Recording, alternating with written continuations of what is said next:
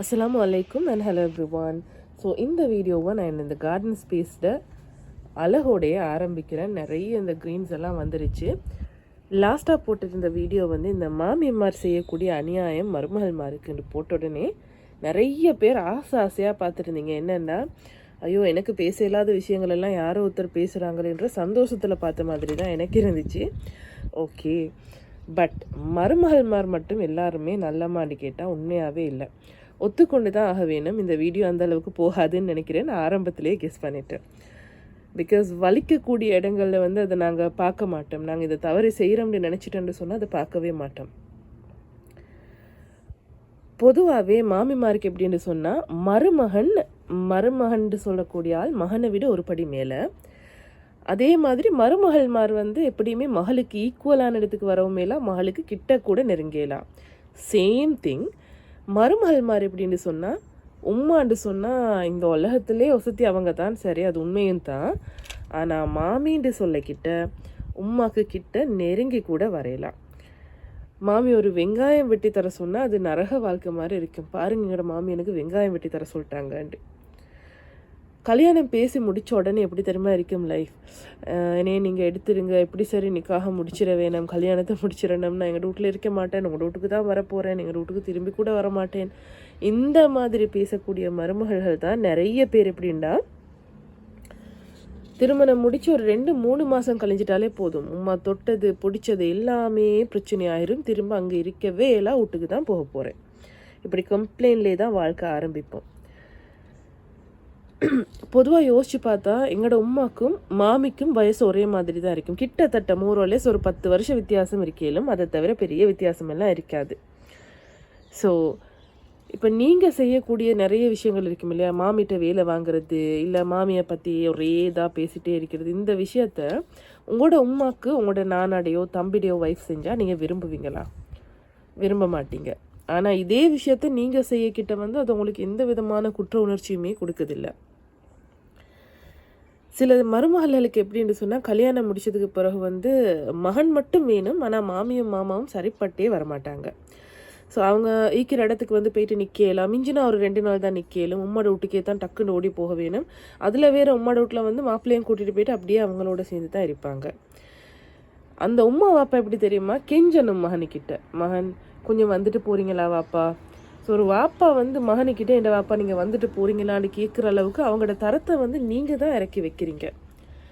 ஒரு சில மருமகள்மார் எப்படின்னு சொன்னால், கஷ்டப்பட்டு எல்லாமே செலவழித்து அந்த அளவுக்கு படிக்க வச்சுருப்பாங்க, அவ்வளோ அழகாக அந்த திருமணத்தை முடித்து வச்சுருப்பாங்க. இதெல்லாம் செஞ்சு முடித்ததுக்கு பிறகு அந்த மகன் சம்பாதிக்கிற சம்பாதிப்பை பற்றி மட்டும் மாமிக்கு தெரிஞ்சிடக்கூடாது, மறைச்சியே தான் வச்சுக்கொள்றது. என்று சொன்னால் மகனுக்கிட்ட கேட்டு எடுத்துருவாங்க. ஏதாச்சும் இருக்குது, மாமிக்கு ஒரு நோய் வந்துருச்சுண்டா கேட்டுருவாங்க, சரியான மாதிரி பயம். ஆனால் இதே சல்லியை எடுத்து தண்டை குடும்பத்துக்கு 1000 விஷயங்கள் வரும், சின்ன சின்ன சின்ன தேவைக்குன்னு சொல்லிட்டு கொஞ்சமாக எடுத்து கொடுக்கக்கிட்ட கொஞ்சம் கூட குற்றுணர்ச்சி வராது. இதையே கஷ்டப்பட்டு படிக்க வச்ச அந்த மாமி எடுத்துட்டாங்க, மாமி இல்லை அவங்களுக்கு உம்மா, அவங்க எடுத்துட்டாங்கன்னு சொன்னால் வெறி பிடிச்ச மாதிரி ஆகிரும். அவ்வளோ பெரிய பிரச்சனைகள் வருமா, கொடுத்துட்டீங்க தானேண்டு. ஆனால் உங்களோட சைடுக்கு கொடுக்கக்கிட்ட அது வலிக்காது. பெருநாளைக்கு எங்களோட உமாக்கு வாங்கிக்கிட்டு எப்படி வாங்குறேன்னு சொன்னால், இப்போ நான் ஒரு மருமகள் அது சுட்டு தான் நான் சொல்லிட்டு இருக்கிறேன். எங்கள்ட கிட்ட ஏண்டன்னு சொல்லிட்டு என்ன எதுக்கு இழுக்காதீங்க. ஸோ பெருநாளைக்கு எங்கள்ட உமாக்கு வாங்கிக்கிட்டு ஹவுஸ் கோட்லேருந்து செருப்புலேருந்து எல்லாமே, வீட்டு கொடுக்க ஒரு சாரி, பயணத்துக்கு ஒரு சாரி, இல்லை அபாயம் எடுக்கிறாங்கல்ல அபாயம் ஒன்று, இப்படி வாங்கியாச்சு. வாப்பாக்கு ஃபுல் செட் இன்க்ளூடிங் ஸ்லிப்பர், மறக்காமல் தொப்பி, இந்த மாதிரி வாங்கக்கூடியவங்க மாமிக்கு என்னன்னு சொன்னால், 5000 ரூபா சாரி ஒன்று வாங்கிக்கோங்க மாமி, மாமாட போர்ஷன் 5000 ரூபா. இப்போ நீ இன்க்ரிமெண்ட் ஒன்று வந்திருக்குது, ஏண்டா இன்ஃப்ளேஷன் இல்லையா, நாட்டில் எல்லா பொருளும் விலை கூடின சொல்லிட்டு இன்னொரு 5000 ரூபா கூட கொடுக்குறேன். இந்த மாதிரியான மருமகள்களோடு சேர்ந்து மகன்மாறு மாறுறது தான் பெரிய ஒரு விஷயம்.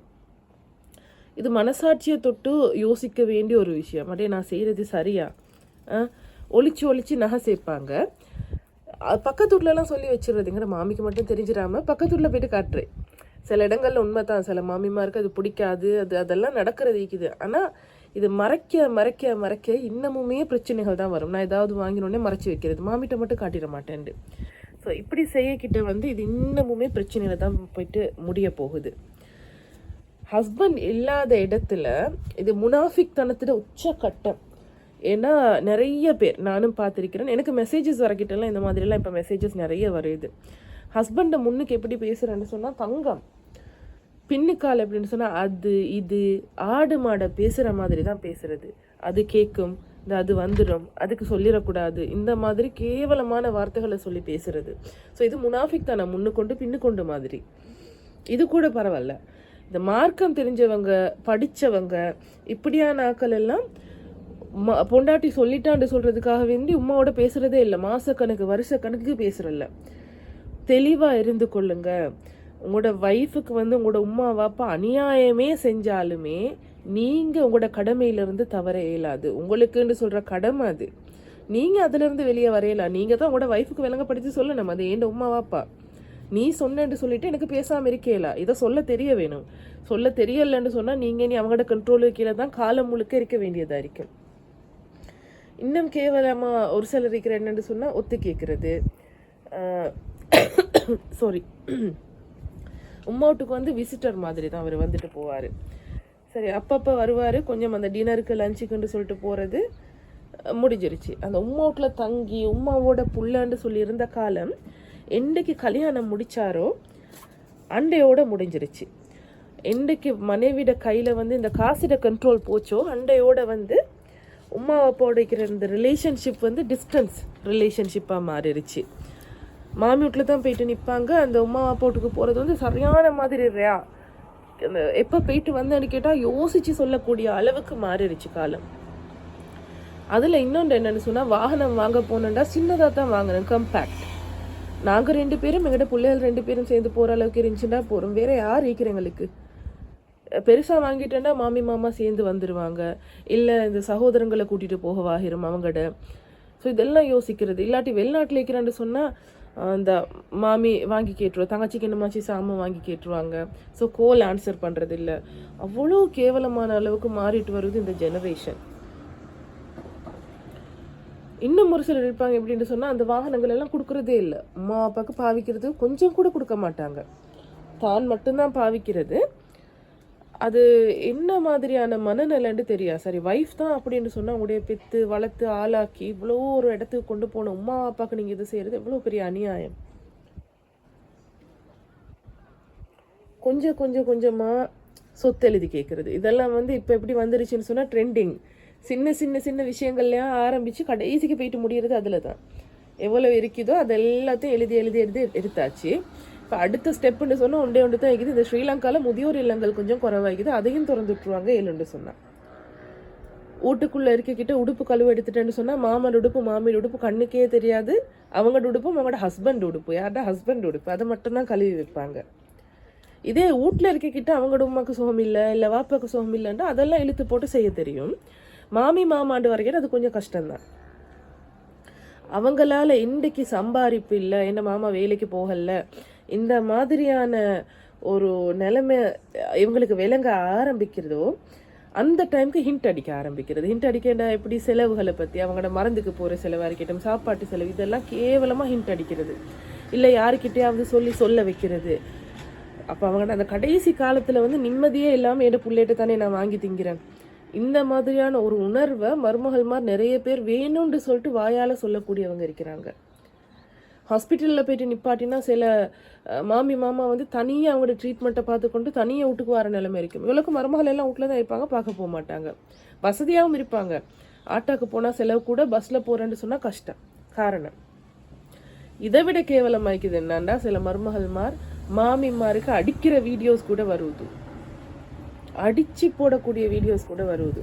மறக்காமல் இருக்க நம்ம என்னத்தை தெரியுமா, ஒரு மகனை தந்து அந்த மகனுக்கு நல்ல படிப்பையோ தொழிலையோ இதை கொடுத்து இந்த வசதியான வாழ்க்கை இல்லை இந்த நிம்மதியான வாழ்க்கையை உங்களுக்கு தந்து உங்கள்கிட்ட பெருக்கக்கூடிய குழந்தை செல்வங்களாக இருக்கட்டும், இப்படி எல்லா விஷயங்களுக்கும் அடிப்படை காரணமாக இருந்த அவங்கள அது இதுன்னு பேசினால், இல்லை அவங்கள அடித்து துன்புறுத்தினால், அவங்களோட செலவுக்கு கொடுக்க மாட்டேன்னு சொல்லிட்டு மகனை இறுக்கி பிடிச்சி வச்சுட்டு இருந்தால், ரகசியம் காக்குற மாதிரி இந்த சொத்து விவரங்கள் சொல்ல மாட்டேன், இப்படி எல்லாம் இருந்தீங்கன்னு சொன்னால் முற்பகல் செய்யும் பிற்பகல் விளையும்.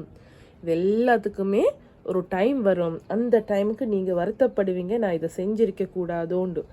ஸோ சொன்னங்க முந்தி யோசிச்சுக்கோங்க.